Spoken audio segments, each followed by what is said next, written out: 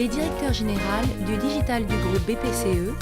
Merci d'accueillir sur scène Yves Tirole.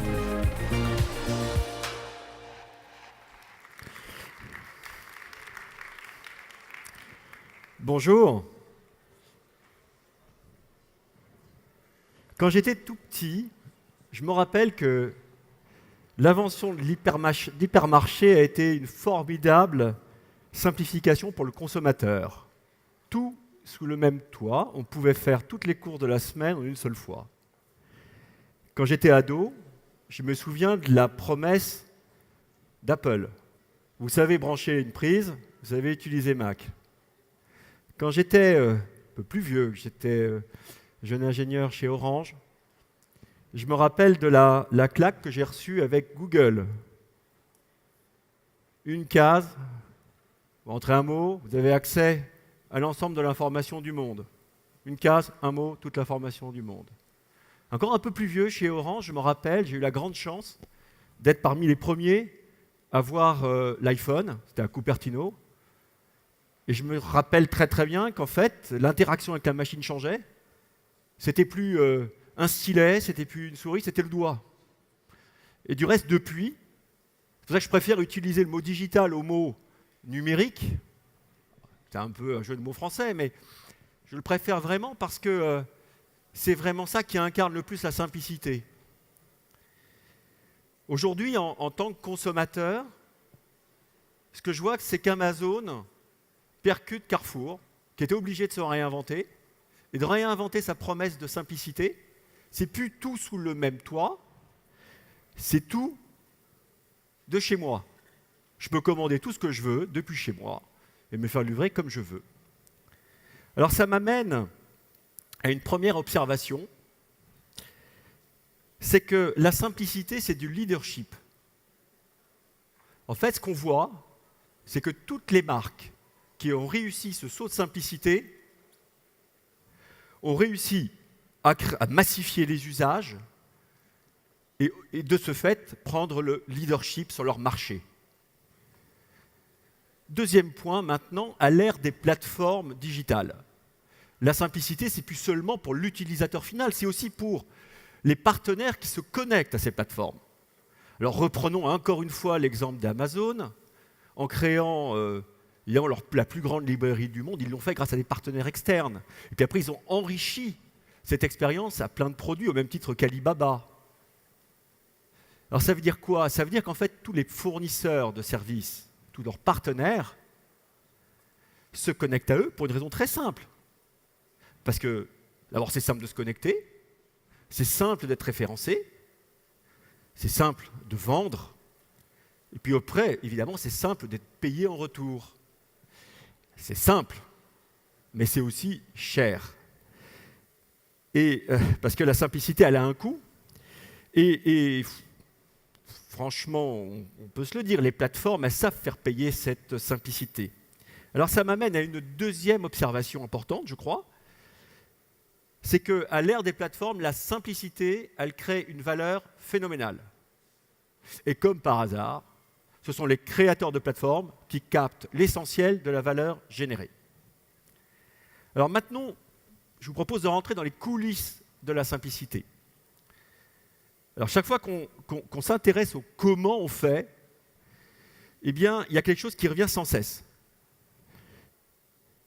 Les entreprises qui réussissent à prendre le leadership par la simplicité, en général, sont plutôt des pure players, souvent digitaux, plutôt que des grandes entreprises.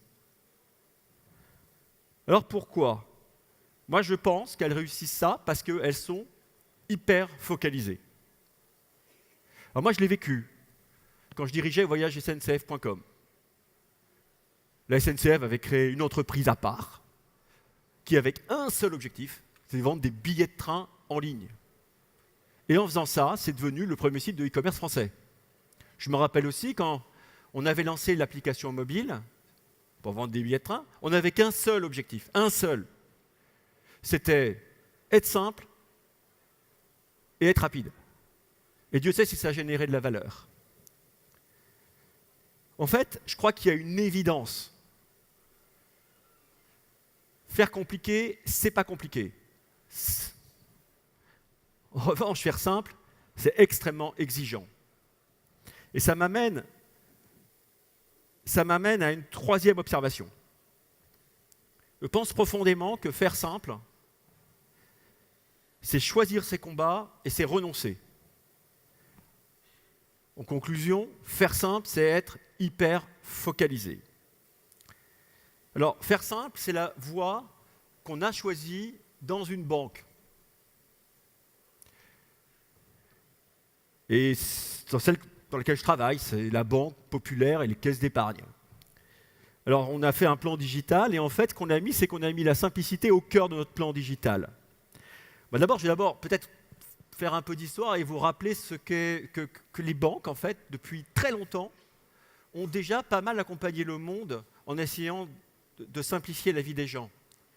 Les lettres de change, au Moyen-Âge, ça permettait aux voyageurs de pouvoir se déplacer partout sans être détroussés, sans avoir de l'argent sur eux. Le livret d'épargne, ça a permis d'éviter aux gens de prendre des risques en planquant leur argent sous leur matelas.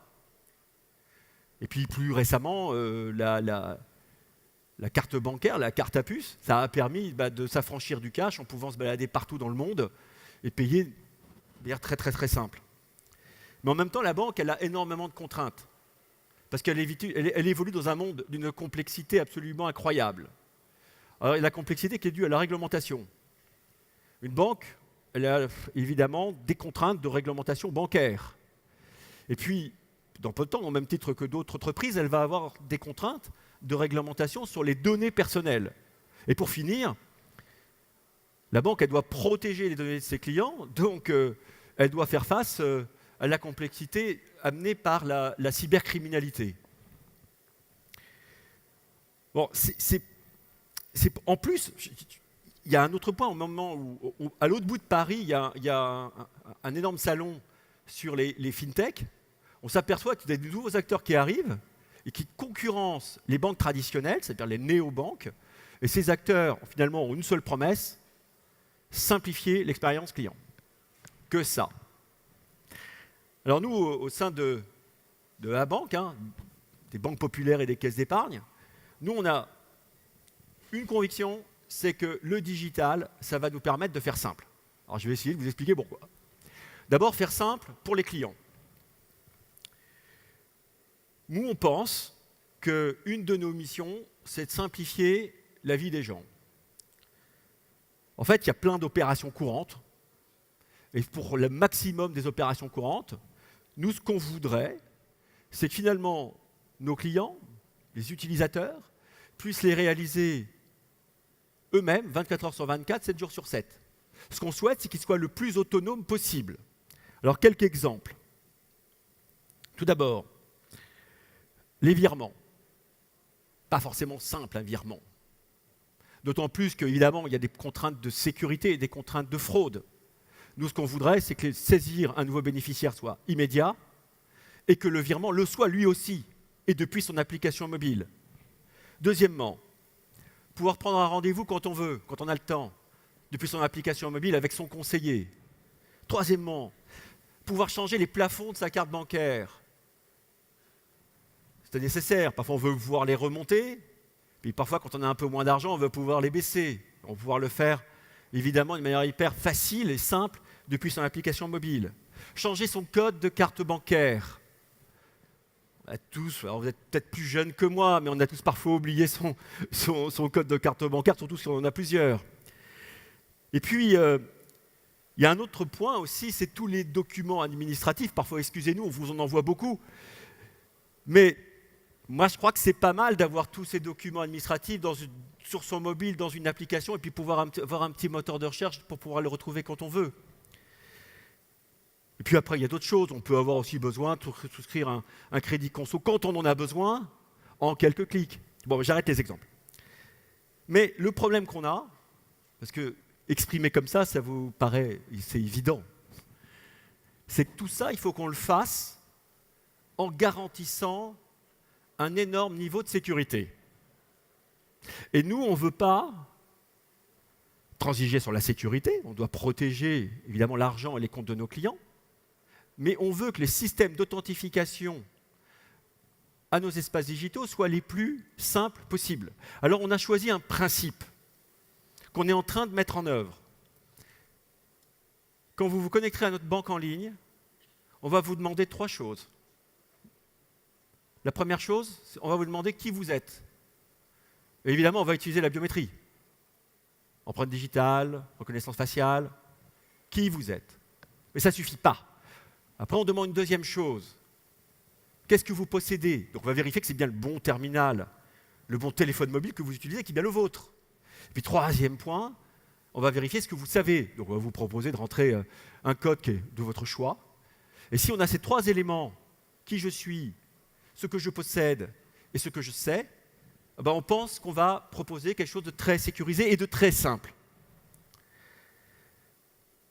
Deuxième point, assez fondamental pour nous et pour nos clients, c'est simplifier la vie de nos collaborateurs, en particulier de nos conseillers. En fait, la banque, ce n'est pas très compliqué. C'est fait de 2 choses. Il y a la banque au quotidien, et là, vous avez besoin de votre application mobile, parce que vous le faites vous-même. Et puis, il y a les éléments plus compliqués de votre vie au jour le jour. Et là, vous avez besoin d'un conseiller. Vous avez besoin de parler à quelqu'un. Alors pour ça, nous, on pense qu'on va lui simplifier sa vie au conseiller en digitalisant à fond. Alors, je vais vous donner des exemples concrets. Le premier, c'est, aujourd'hui, pour un certain nombre de virements, en particulier très complexes, on est obligé de faire valider par le conseiller le montant. Pour des raisons de fraude, pas pour embêter le client. Pour être sûr que c'est bien la bonne personne qui a fait le virement. Vous imaginez l'inverse. Ça serait embêtant. Avec nos systèmes d'authentification fortes que je vous ai décrits, on va pouvoir éviter ça. Donc on va dégager du temps pour le conseiller pour qu'il puisse faire autre chose. Et il en a besoin. Alors de quoi il a besoin? Par exemple, aider le client à préparer sa retraite. Lui donner des conseils sur la meilleure manière d'épargner en tenant compte de la fiscalité qui évolue tout le temps. Vous voyez, c'est des choses comme ça. Et puis il y a d'autres choses, des choses très complexes, parce que dans les moments critiques de la vie, nous, on suit le client tout le temps.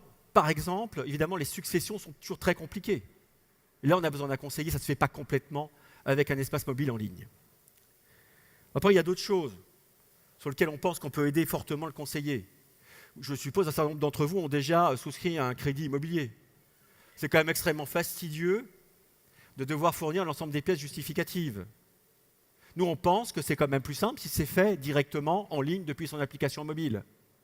Et puis ensuite, prendre des rendez-vous spécifiques pour les décisions importantes avec son conseiller. Et puis, il y a un dernier point, ça, c'est ce qu'on vit nous.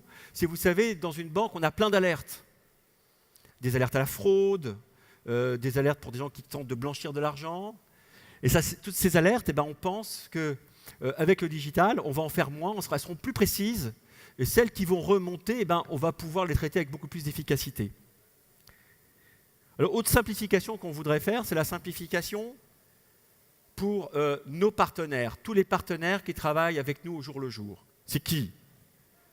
Ça peut être des startups, ça peut être des développeurs.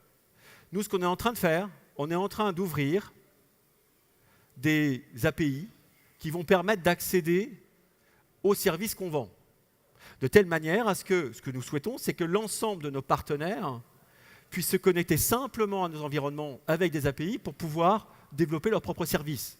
Ça peut être des API pour souscrire à un crédit immobilier, pour ouvrir un compte, voilà. Et nous, on est absolument convaincus que cette simplification-là, elle est clé, parce que c'est la meilleure manière d'innover, parce qu'on ne peut pas faire tout seul. On n'en a pas la capacité, ni forcément les compétences. Alors maintenant, je voudrais venir à comment on va s'y prendre. Comment mettre en œuvre la simplicité dans un outil industriel tel que celui d'une grande banque comme la nôtre. Alors d'abord, on a fait des choix. Si on veut tout simplifier tout de suite, ça ne marche pas. Donc on a sélectionné quelques projets, et les premiers projets qu'on a sélectionnés, c'est tout sur le mobile. Deuxièmement, on a décidé de s'appliquer les codes du web. Alors les codes du web, c'est quoi? On va faire comme les pure players. On a décidé d'internaliser, de se créer une propre équipe de design et de UX et de l'avoir chez nous. Et puis, Le dernier point, c'est qu'on pense que pour simplifier la relation client, eh bien, il faut qu'on fasse quelque chose de fluide et quelque chose d'intuitif, au même titre que le font l'ensemble des GAFA et des pure players digitaux. Donc en fait, l'idée, c'est de proposer aux clients des services avant même qu'ils en aient l'idée. Alors pour ça, on a besoin de faire un certain nombre de choses. La première, c'est la personnalisation. Donc évidemment, chaque client est particulier et chaque client aura son espace personnalisé. Deuxièmement, être capable d'anticiper pour prédire les besoins des clients. Peut-être qu'un certain nombre d'entre vous avaient considéré que peut-être les banques venaient vous vendre des produits qui n'étaient pas forcément ceux dont vous aviez réellement besoin. Troisièmement, c'est peut-être aussi automatiser un certain nombre de process que parfois vous voyez, parce que souvent ils vous remontent et qui vous complexifient la vie. Quatrième point, nous on pense qu'un sujet important pour nous, c'est la protection des données personnelles. Et puis, pour finir, c'est l'innovation.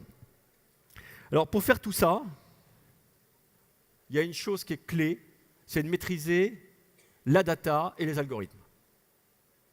Et après, une fois qu'on maîtrise ça, on va un peu plus loin et on rentre dans l'intelligence artificielle. En étant très humble à ce stade, c'est avant tout du machine learning. Donc, vous l'avez compris, nous, on pense que la simplification de notre relation client passe avant tout par la maîtrise de la data. Et pour cela, on a besoin d'être extrêmement rigoureux dans la gestion de ces datas, leur stockage, leur protection, leur traitement, leur sécurisation, sachant qu'une des caractéristiques qu'on a, c'est que tout ça doit se faire en garantissant l'ensemble des données personnelles. Maintenant, je voudrais parler un peu plus de management sur ce que c'est, selon moi, de faire simple dans une entreprise. Je ne pense pas que ça soit théorique. Je pense que c'est avant tout une histoire de déploiement. Alors en fait, faire simple, je pense que c'est que de la pratique. Parce que ce qui compte, c'est le retour d'expérience au quotidien de tous les utilisateurs. Alors le problème, c'est qu'il faut arriver à faire simple, pas dans une promesse, mais dans l'ensemble des détails. Ça demande, évidemment, à la fois une très grande énergie et puis aussi une très grande focalisation. En fait, je pense que l'insimplicité, ça ne se résume pas à une déclaration, mais c'est avant tout une manière de manager. Et de manager pour déployer avec beaucoup de précision. Tous ceux qui pensent que l'intendance suivra ont tort. Moi, je pense que la simplicité, elle se joue dans les détails. Et surtout en restant concentré sur un seul objectif. En fait, moi, c'est un peu mon maître mot, je pense que l'exécution et la concentration sur le déploiement, jusqu'à chaque utilisateur, c'est ça la promesse de simplicité. Maintenant, si on arrive à faire tout ça, je pense que la simplicité, elle va amener quelque chose d'extraordinaire. Elle va générer chez le client quelque chose qui s'appelle la confiance. Et créer la confiance, c'est clé, parce que ça crée la fidélité. Et c'est pour ça que je crois profondément que la simplicité, c'est au cœur de la digitalisation de toutes les entreprises. Je pense aussi qu'au XXIe siècle, c'est l'insimplicité qui sera au cœur de la génération de valeur pour les entreprises qui sauront bien la saisir. Et ça, je pense que ça va s'appliquer, ça s'est déjà appliqué aux pure players digitaux, mais je pense que c'est un de nos grands challenges. Il faut que ça s'applique à toutes les entreprises, qu'elles soient petites ou qu'elles soient grandes. Merci beaucoup.